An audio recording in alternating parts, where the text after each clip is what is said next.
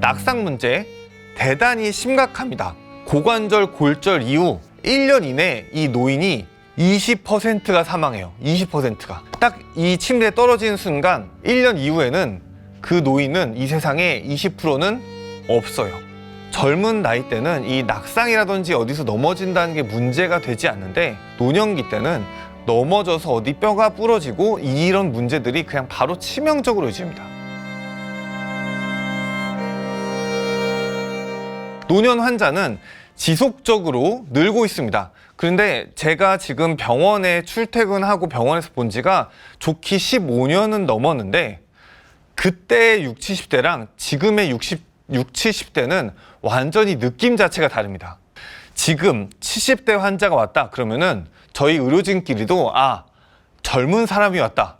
앞으로 살아갈 날이 많은 사람이 왔다라고 생각을 합니다. 하지만 현실적으로 이 60, 70대가 돼도 나이가 든 채로 살아가는 일은 일반적으로 힘든 일입니다.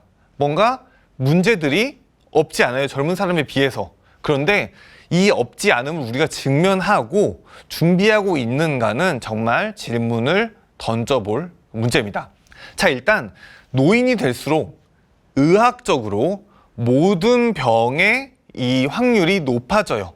자, 몇 가지만 예를 들어도 고관절 골절 이후 1년 이내 이 노인이 20%가 사망해요. 20%가. 게다가 고관절 골절이 되고 이후에 1년 이상 침대에 누워 있어야 되는데 이 와상 생활이 심폐 기능도 약화시키고 어떠한 염증도 만들고 욕창도 만들고 등등의 갖은 의학적인 문제를 만듭니다. 낙상으로 골절이 생기면 그 순간부터 사망률이 매년 11%가 증가해요. 대단히 큰 문제죠. 큰 문제입니다. 큰 사회적 문제예요, 낙상이. 그런데 원인은 한두 가지가 아니에요. 낙상을 일으킨 원인이. 노인들은 일단 대단히 많은 질환들을 앓고 있게 되고 그것 때문에 약을 먹고 신체적으로 많은 위험에 처해지게 돼요. 자, 뭐 그냥 간단히만 얘기해 볼게요. 치매 약 복용을 했을 때 이 약이 어지러워요. 혹은 현기증이 날 수 있어요. 당뇨 신부전 치료제로 혈당이 낮아져요. 혹은 혈당이 높아져요. 전부 다 인체에 부담을 준다든지 어지러움을 일으켜서 이렇게 순간적으로 한 번만 어지러워도 침대에서 넘어지면은 그게 바로 낙상이잖아요. 그리고 당뇨가 심해지면 백내장이 오고 백내장은 눈이 안 보여요. 그러면 또 넘어지겠죠. 당뇨가 와서 신경이 손상되면 저리고 기운이 안 들어가요. 이것도 넘어지겠죠. 일어날 때 갑자기 저혈압으로 띵 해져서 이것도 넘어져요. 또 노년기에 항우울제를 많이 먹게 되는데 치매약에 많이 들어있어요. 이런 것들도 저혈압을 일으킵니다. 그리고 건강한 사람들 기준으로 만들어진 높은 문턱이라든지 지나치게 날카로운 책상 모서리라든지 우리가 생활하는 공간 자체가 건강한 사람들 기준으로 되어 있어서 생기는 넘어짐도 있을 수 있어요. 이렇게만 봐도 너무너무 많죠. 너무너무 많아요. 그리고 이것들이 다 각자 복합적으로 작용할 수도 있어요. 하지만 낙상 환자 이렇게 오면은 의사들은 조심하셨어야죠. 왜 조심을 안 했어요? 낙상하면 위험한데. 그 치료하는 시스템만 많이 갖춰져 있어요. 이게 되게 큰 문제죠. 게다가 또 의사들이 낙상이 위험하니까 이렇게 얘기를 해요. 자전거 타지 마라. 빙판 생기면 걷지 마라. 왜 위험한 행동을 하냐. 1년간 병원비로 1,000만 원 이상 나온다는 통계가 있어요. 딱 넘어진 순간 1,000만 원이에요. 낙상할까봐 어디 그냥 밖에 길도 못 나가고 이러면 오히려 더 위험할 수가 있어요. 오히려 더 그 우울감도 가중시킬 수가 있단 말이에요. 이 종합적인 것들을 잘 고려해서 낙상에 대책을 세워야 되는데 일단 기본적으로 1년에 사망률이 11%가 높아지잖아요. 이것들을 줄일 수가 있어요. 당장 사람들을 더 건강하게 오래 살게 할 수 있고 이 간단한 문제, 뼈가 부러진 문제 하나만 해도 종합적인 고려와 케어가 필요한데 이런 것들이 대단히 부족한 상황이죠. 그냥 넘어지면 그 넘어진 사람을 책망하기 바쁩니다. 또 너무 많은 약을 복용하는 게 있어요. 약을 너무 많이 먹어서 저희끼리도 완전히 약국을 차렸다. 이 정도 먹으면은 이것만으로 이제 배부르겠다. 이런 얘기를 할 때가 많아요. 실제로 뭐 70대, 80대면은 10종 이상 먹는 건 그냥 일도 아니에요. 우리나라가 의료보험 제도가 좀 잘 돼 있는 편이고 또한 의사들이 경제적 부담이 거의 없어요. 의료보험 제도 때문에. 그래서 각자 의사들이 어디 신경과 가면 신경과 약 주고, 정형외과 가면 정형외과 약 주고, 수당기 내과 가면 수당기 내과 약 주고, 호흡기 내과 가면 호흡기 내과 약 주고, 이런 거를 서로 고려하지 않고 한 병원에서만 받으면 이걸 확인을 할 수가 있는데, 약을 대단히 많이 먹는 경우들이 이렇게 생깁니다. 근데 이것만으로도 안 좋은 일이에요. 무릎이 아파서 87세 할머니가 병원에 갔어요. 이 할머니는 대단히 건강한 할머니입니다. 그냥 평범한 87세 할머니예요. 그런데 진통제를 계속 먹으니까 혈압을 높일 수가 있어요. 간혹 혈압을 실제로 높입니다. 그러면 의사는 혈압이 높아졌네? 혈압약 처방. 그러면 암로디핀을 받았어요. 자, 이제 그러면은 이 혈압약 암로디핀의 부작용으로 발목이 부을 수가 있거든요. 그러면은 이제 병원에 다시 가요. 이것들 줄이는 게 또 아니에요. 발목이 부었네? 이뇨제 처방. 그러면은 발목은 좀 줄어들어요. 프로세마이드를 처방합니다.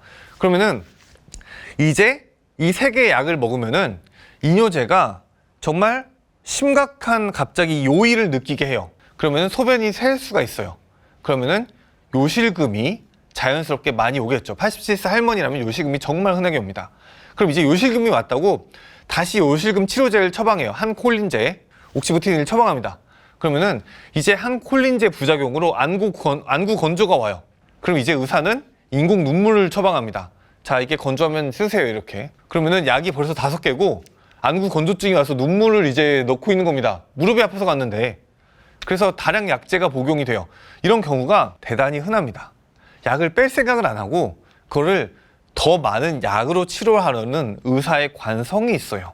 일단은 약제를 다 털어놓고 한 전문적인 의사에 의해서 이것들을 더 먹을 것인지 굳이 빼도 되는 그런 약들도 많고, 특히 소화제 같은 것들은 많이 겹치고 그래요.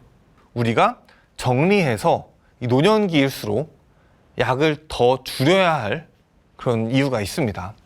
노인의학이라는 거를 아주 활발히 연구를 하고 있습니다. 일단 기본적으로 이 노인이 될수록 젊은 사람에 비해서 병원 이용을 대단히 많이 해야만 합니다. 거의 노인들이 이 의료보험 비용이라든지를 대다수를 차지하고 있어요. 젊은 사람들은 병원 한 번 가는 것도 드문 일인데 병원에 출퇴근하듯이 다닌다. 저희가 이런 표현도 쓰거든요. 병원 이용이 대단히 많이 증가합니다. 그리고 검사를 또 엄청나게 많이 하죠. 그 병원 가서 검사하는 것도 큰 일입니다. 게다가 이것들을 종합해서 한 명이 주치의가 있는 게 아니라 다양한 의사들이 보니까 완벽히 이 사람에게 맞는 적당한 치료 방법을, 최선의 치료 방법을 찾기가 어려워요. 심지어 찾았더라도 이것들이 실시간으로 많이 변합니다. 또한 신체적으로 능력이, 컨디션 자체가 안 좋으니까 갑자기 상태가 많이 나빠져요. 우르르 이렇게 나빠져요. 근데 이 많은 것들보다 가장 더 중요한 거는 이런 것에 대해서 잘 모른다는 거예요. 이 적당한 치료 방법이 어렵고 이 검사들이 너무 많고 이것들이 득실이 되느냐, 해가 되느냐, 현재 지금 가장 잘 치료하고 있느냐를 직면해서 이야기를 해야 하는데 이 대화 자체가 부족해요. 소통 자체를 보호자랑 합니다. 그러다 보면 환자가 아예 내가 뭐 어떻게 아픈지, 내가 어떻게 치료를 받아야 되는지를 전혀 모르는 경우가 많아요. 정작 이 노인들을 치료하고 치료받는 프로세스에서 대화가 부족해요. 그래서 노인들이 막상 자기가 어떻게 아픈지, 어떻게 되고 있는 건지를 모르는 경우도 대단히 많이 생깁니다. 지금은 유일하게 더 많은 사람이 아주 오래 살게 되는 시대입니다. 이런 시대를 지금까지 현생 인류가 한 번도 겪어보지 못했어요. 자, 일단 노인이 될수록 의학적으로 모든 병의 이 확률이 높아져요. 자, 몇 가지만 예를 들어도 뭐 관절염들, 일단 염증이 생기면은 더 빨리 안 나을 뿐더러 우리가 이 쓰는 관절이란 것들이 그냥 영구히 쓸 수 있게 만들어지지 않았어요. 이 관절이 70년에서 80년 이상 쓰면은 당연히 아프고 탈이 나게 됩니다. 그리고 궤양들이라든지 상처들도 더 많이 생기고, 기본적으로 이 허리라는 게 80년에서 90년 정도 이 인체 체중을 다 감당하고 있어야 돼요. 우리가 두 발로 직립 보행을 하니까요. 그래서 허리 통증도 대부분 나이가 들면서 다 생깁니다. 그리고 이게 정말 미치게 하는 대소변에 문제가 있어요.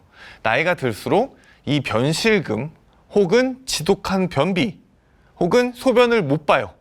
혹은 소변을 너무 자주 봐요. 근데 이 대소변이 삶의 질과 그런 인체의 존엄과 직결됩니다.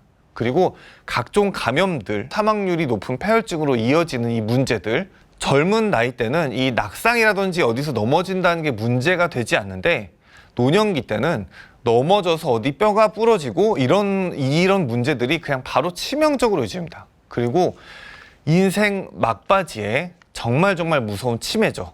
이 치매는 이 인간으로서의 기능을 잃어버리고 뭔가 기억이라든지 의식 자체가 사라져서 그 전에 우리가 알던 사람이 아니게 되는 그 인생 막바지의 병이죠.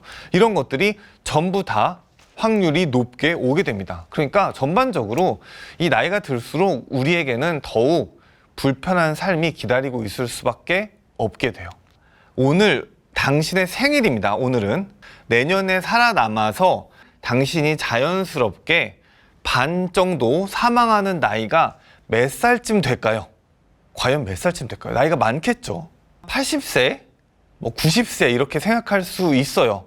한 92세 되면은 93세까지는 한 반절 이상 못 살아남지 않을까라고 생각할 수도 있어요.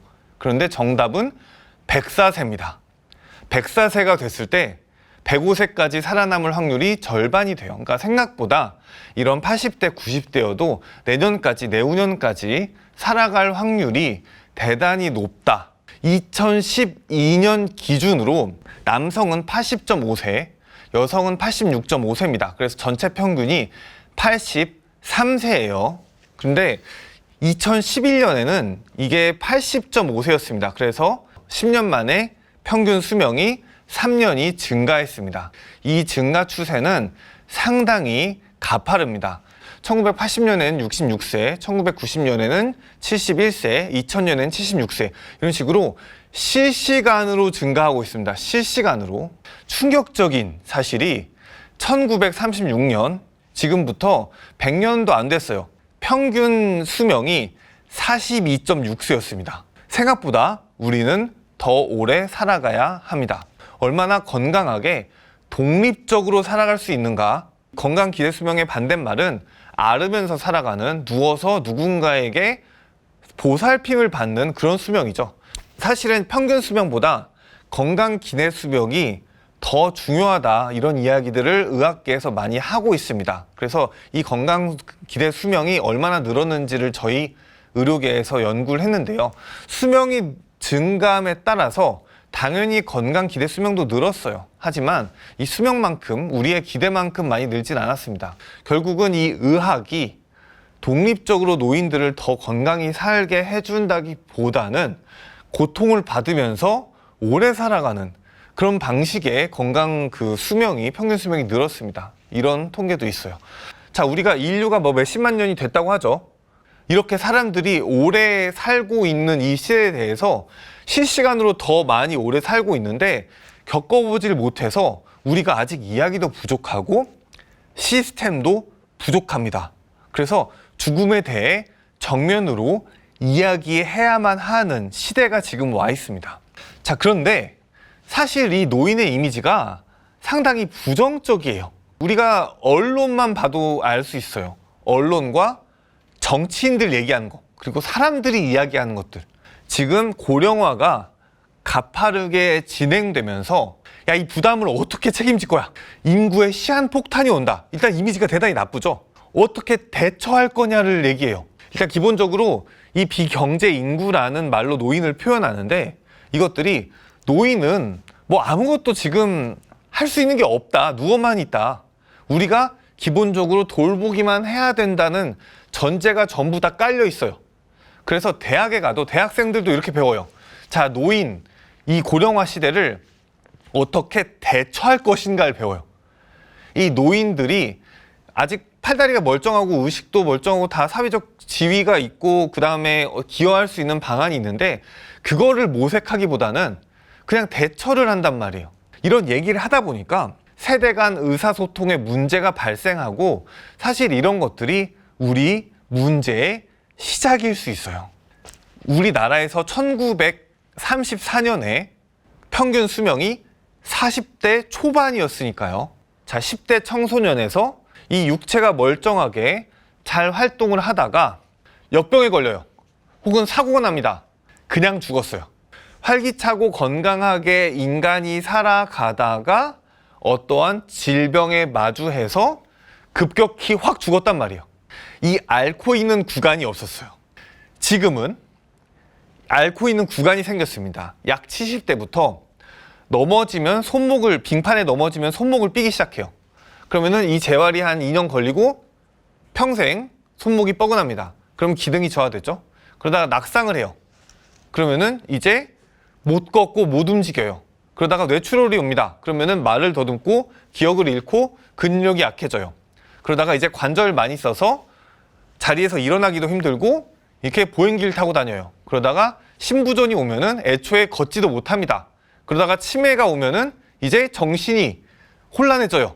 그래서 돌봄만 받고 기억을 잃어버리고 약간 어린아이로 회귀한 것 같은 이런 양상을 보이다가 죽어갑니다. 그러니까 건강하지 않은 인생의 시기가 대단히 길어진 거죠. 이 패러다임이 100년 내에 생긴 거예요. 100년 전에는 없었어요. 이 패러다임이 100년 내에 생긴 거죠. 이걸 우리가 대처를 해나가야 합니다.